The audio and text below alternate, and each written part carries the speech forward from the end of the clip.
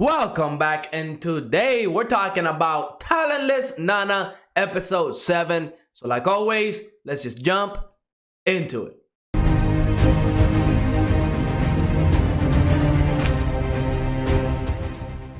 Episode 7 of Talentless Nana, we just came off of a huge cliffhanger where we see Nana is pinned down and we don't know exactly how she's going to get away. And I do have to say, I like how she went about it. But before we jump into it, let me remind you to like and subscribe. It definitely helps the channel out, so thank you very much. But let's talk about Talentless Nana. That's what we're here for. Essentially, Nana used her fake talent of reading minds to convince Yuka to let her go. And it makes sense, right? Because we know that Yuka is the actual necromancer, and the fact that she went all out of her way to revive Shinji so she can be in a relationship with him. They're in love. So the fact that Nana was able to tell her, look, not only is this weird, because it's very weird, necrophilia, definitely messed up. She was gonna tell everybody in school that Yuka is the actual necromancer. She's the one that's been lying. She's revived Shinji. She could probably spin that saying that, she's the one that killed Shinji or something along those lines.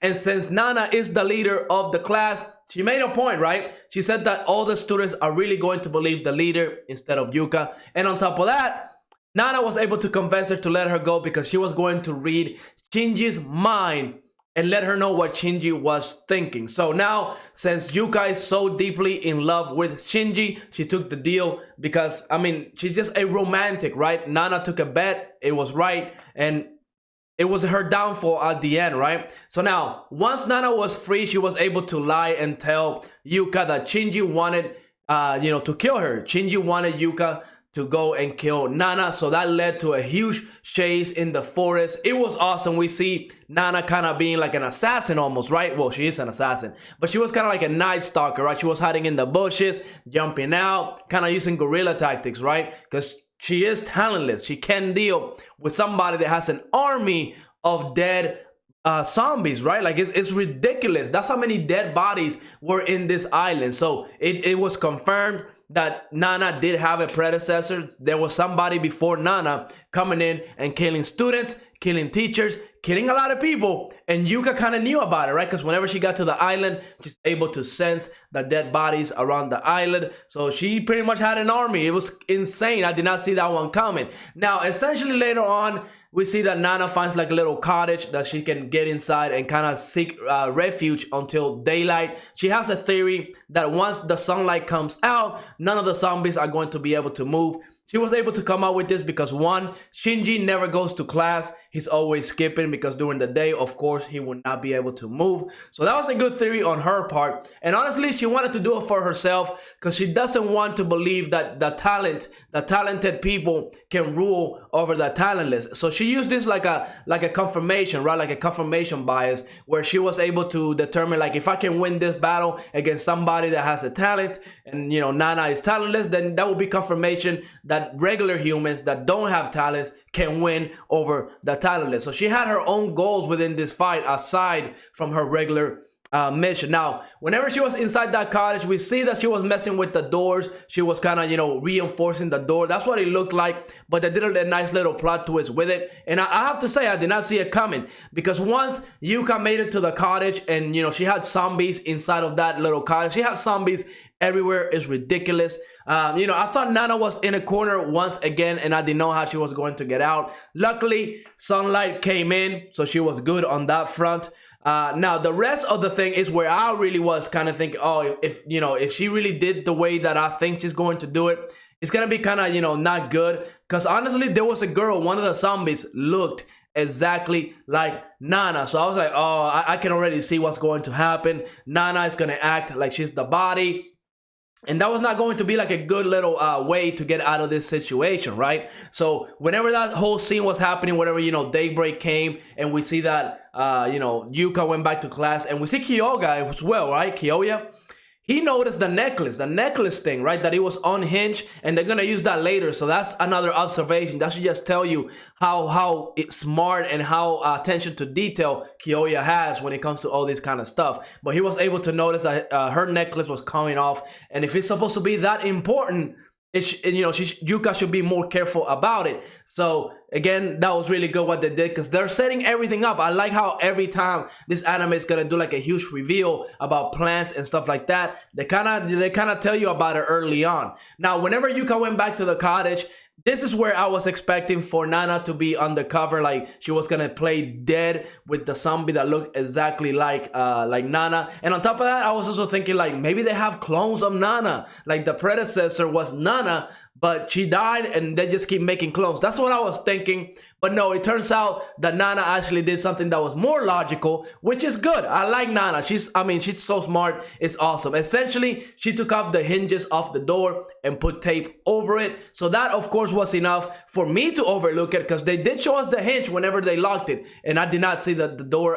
with the tape. So Yuka, of course, was not able to see it.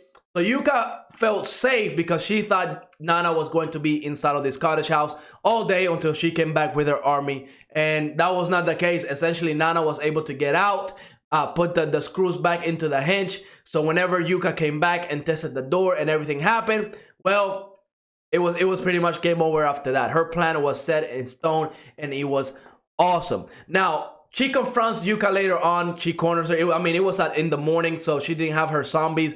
And, Nana did call her out. Without her zombies, she's weaker than the Talentless. So that was kind of like a jab at her, right? Because she is pretty weak. But yeah, we see that Nana pins her down. Guess the actual relic. We learned that the actual relic for Shinji is like a little test with the score of 98 that Shinji ripped out. And that's when we learned the truth about Yuka, Shinji, and everything about them, right? Because so far, the only thing we knew is that, Yuka and Shinji were on a date. On the movies, there was a fire. Shinji was like a hero, and he tried to save everybody, and he ended up dying. But this episode, just because of how, Nana and how she can dissect every story that's ever, that anybody tells her about their past, especially the one with Yuka, she was able to determine that Yuka was lying, especially when it came down to like the way they were sitting in the movie theater with the drinks, and how, Shinji spilled the drink. And it was too complicated for my brain, okay? But it made sense.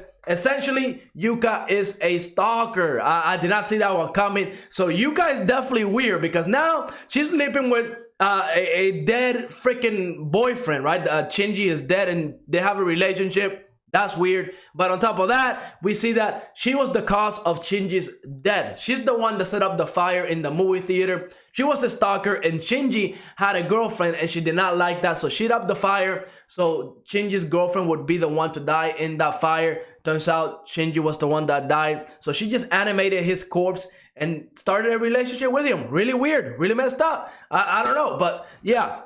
Essentially, this was her downfall, because Nana, once she discovered the whole truth and Yuka confirmed it, she got the needles, stabbed her, poisoned her, and now she is dead. Now, I do want to talk about Nana saying why she didn't throw away the actual relic. Why did she hold on to it? Was she hoping that Yuka would, her story would be true, and that she wasn't like an evil person? I wouldn't say Yuka is an evil person for being a stalker. She did commit murder by setting that whole movie theater on fire.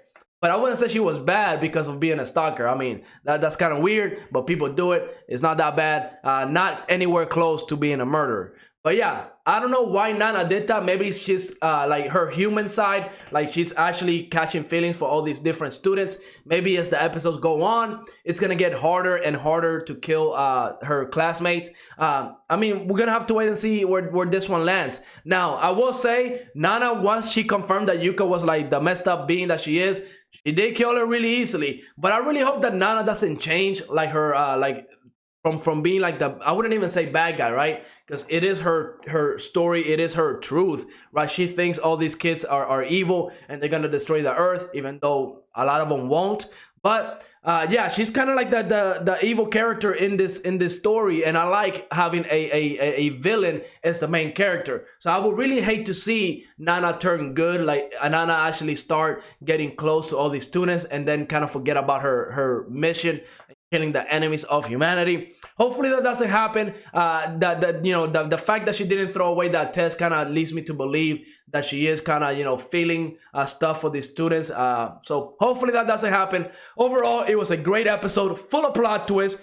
I loved it. I was really looking forward to how Nana was going to get away from this situation that she was in. And I have to say, they did deliver. It was smart. It made sense. It was logical. And I loved it. I can't wait for episode 8, where it's going to go, who's going to be the new target. I can't wait. It's going to be good. But let me know what you thought of this episode in the comments down below. And like always, leave a like, subscribe, and I will see you on the next episode.